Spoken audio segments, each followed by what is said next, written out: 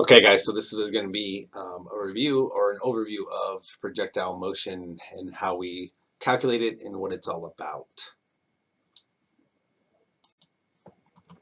Um, to talk about projectile motion, it's just basically any body that's in the air, um, path or motion, whether it's a ball, whether it's a human body. And again, it's dealing with nothing that has a motor. So anything that has a motor or propulsion is not a projectile motion. And there's basically because there's two external forces that we say are acting on these, creating the path of travel. That's gravity, and remember, gravity only acts in the vertical, and then also air resistance.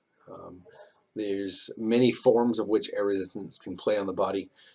It could be a slowing down, a speeding up, a pushing up and raising. But for our situation here, we are going to act like air resistance is negligible because of the motion we're talking about and the items we're talking about. So we're going to act like we're in a wind tunnel. Okay, so we're going to take air resistance out of our equations, and it produces a parabolic motion. So it's a parabola. It looks like this. So it's going up and down. And as we look at this, I want you to focus the bottom one because what we're going to end up doing a lot is we break this into two components. And here, I'm sorry, can't draw a straight line. This is the apex, and so this dotted line allows us to break this up into the up and down segments. So you're going to have two segments, up and down, of your parabola. And if we leave from the same area of the ground and land on the same area of the ground, then we have an equal parabola, and T up equals T down.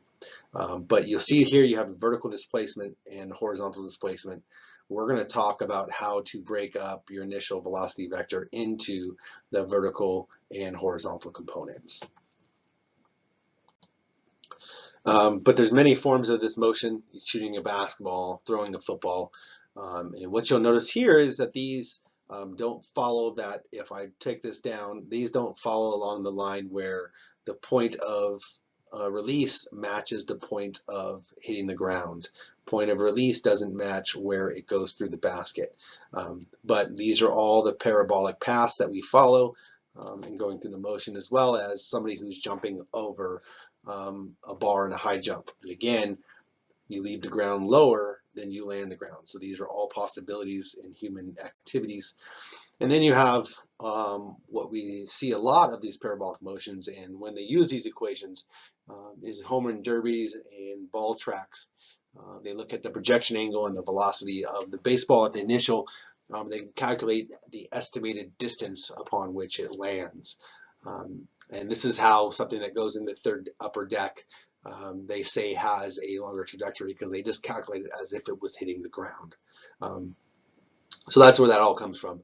And then you can also do what's your velocity at which you hit the water is if you jump off the cliff and you jump up and jump down, you can find all that motion out for yourself, whether you jump in the horizontal or vertical. And again, that's a motion. This one down here is looking at the center of mass, and that's going to be your projection.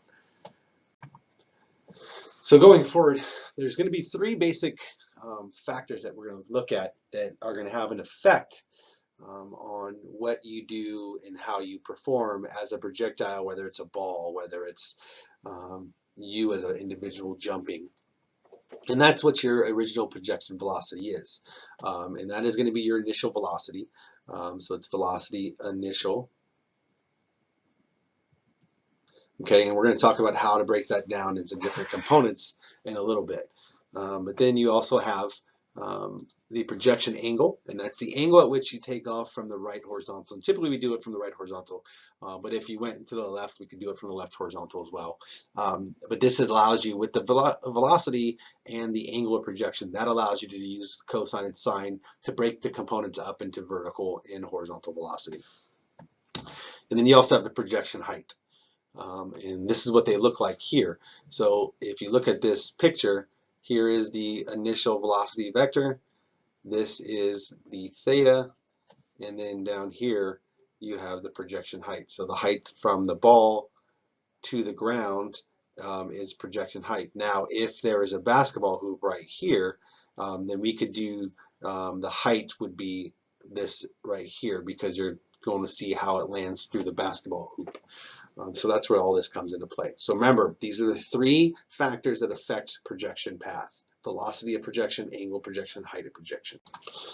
Okay, so here we have one of the very important parts of this, and this is projectile motion equations.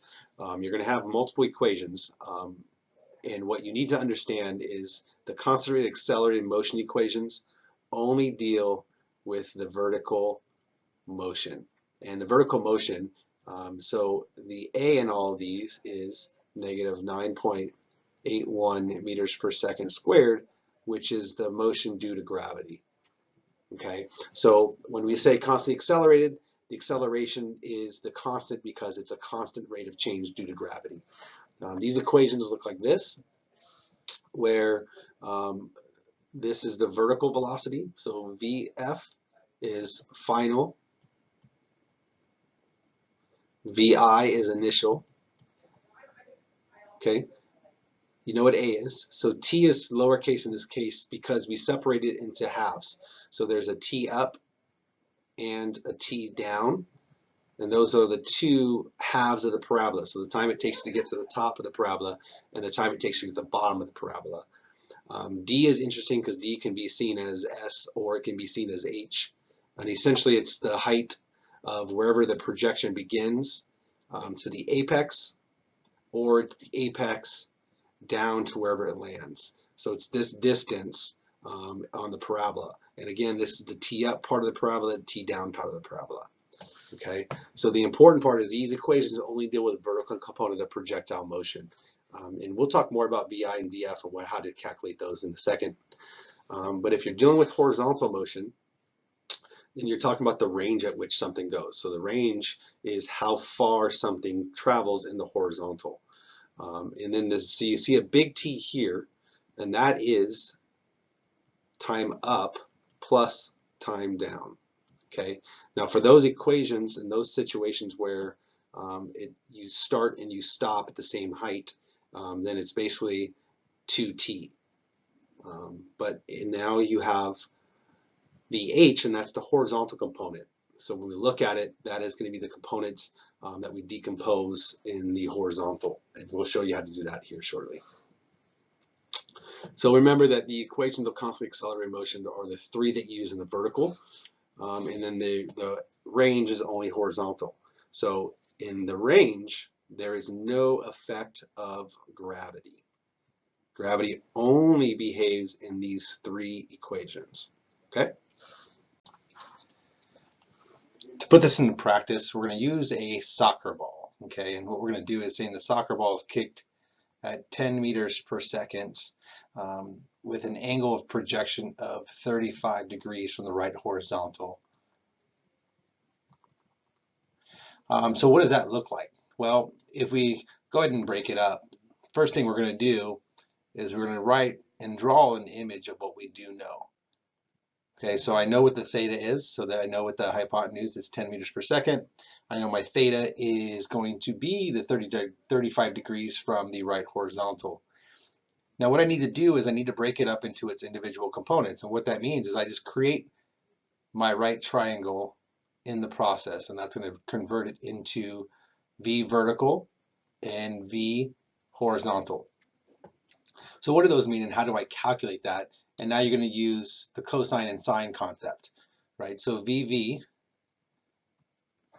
equals hypotenuse times sine of theta, right? So it is the hypotenuse times the sine of theta, which equals 10 times sine of 35.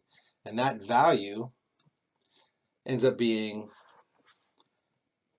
5.73 meters per second.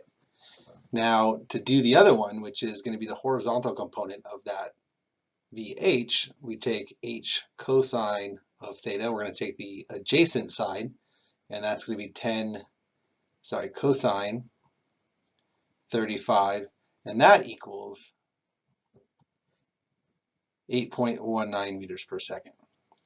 Now, when we do this whole process, what we're going to do is we're going to create columns. So these are the values that you are going to transport to create the vertical and horizontal components. So what I want you to do, and this is something that's going to be very important to you, is get rid of this 10 meters per second, because some of you are going to use that in your calculations, and that is not going to be your velocity initial or velocity final that we calculate. Instead, what I want you to do on your paper is you're going to do up, down, and range. And these are going to be the little components and table that you're going to create in each time you do this. So you're going to have a VI for up, VF, A, D, H, or S, whichever you use, and time. This is time up. For the down, you're going to have the same thing, V initial, V final, A, D, T, and the range are T, big T, and your VH. So you're going to take this little table and bring that into each one of the components. Okay, so now what I've taken this little unit here and I put it up in the top portion of it. And so now I'm going to go ahead and fill in what I do know. And so we can begin to fill out what we don't know. Now we've already identified what VH is, and that was 8.19 meters per second. We've already figured out, we know what A is for all these, because these are all the verticals, so it's 9.81, negative 9.81 meters per second squared, meters per second squared. Okay, now I know what the initial velocity is, because we calculated that, and that's going to be 5.73 meters per second. And what I do know is I know what my final velocity is going up. Remember, so this is my parabola going up, this first part. Okay, so we look here, and this is my D, and this is VF up here, this is VI, and so at VF at the top of the parabola, my velocity is 0 meters per second. And so now what I'm going to do is I'm going to use my equations of uniformly accelerated motion, or constantly accelerated motion, to determine what D and T are. And so there's a number of equations I can use. And I'm not going to write them all out here. You can go back and look at them. But the first one I'm going to use is VF equals VI plus AT. And if you fill in what you know, you can solve for what you don't know. So in order to do this, so I know VF is 0, I know VI is 5.73 plus negative 9.81 T. And this ends up being, if you just rearrange everything, T equals 0.58 seconds. Sorry, that's an 8. Okay, so at this point, I can come back up top and I put that into my T, 0.58 seconds. So now I need to know is my D. And the interesting part with this is there's a couple ways I can go about it. Now that I figured out T, I can use the D equals VIT plus 5 AT, or I can go this one, which I would just use, and that's going to be VF squared equals VI squared plus 2AD. And I just plug everything in and solve for D, and D ends up being 1.6. I think I wrote down 2. It might be 7, but meters. Okay, and so now I've put that over 1.62 meters, and that's, so now I solve for T up. If I said it was, if I went for, like we said, soccer ball going from ground to ground, then what I do know is that this part of the parabola is a mirror image of this part of the parabola. So I know that VI, because I'm at now, this is my VI, this is my VF. So I know my VI is 0 meters per second. My VF is the same velocity as I start, but in the negative direction, because I'm going back to the origin. The D is the same, and the time is the same. Seconds, sorry. So what T is for the range, now I can go to the range and figure out the horizontal. In this case, T is simply 2 delta T, 2 small t's, because T in the range equation equals T up plus T down In this situation, T up equals T down, so delta T, or big T, just equals 2 T up. So it's simply going to be 1.16 seconds. And so the range equation, if I look at the range equation from before, range equals horizontal velocity times T. I know both of these, so I can just calculate that out and figure out how far I traveled in this path. And this is the range down here from this port to this point. That's our range. Okay, so then you can calculate the range. We'll talk about all this in class, and so how you determine differences with you take off higher or lower in that whole process. So when all said and done, what I want you to do is you need to figure out what vertical velocity, what horizontal velocity, how those are comprised with when I give you an initial velocity. How do you decompose that using cosine and sine?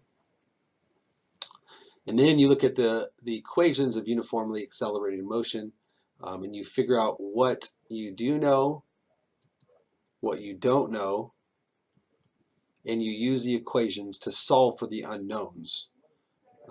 Sometimes what I can give you is if I give you the range of something and I tell you how far or how long it took to get there, what can you calculate from there? Well, then you can calculate the horizontal velocity. Okay, so you need to know what's unknown and what to solve for, and you'll be able to do this. So we'll have some fun in class.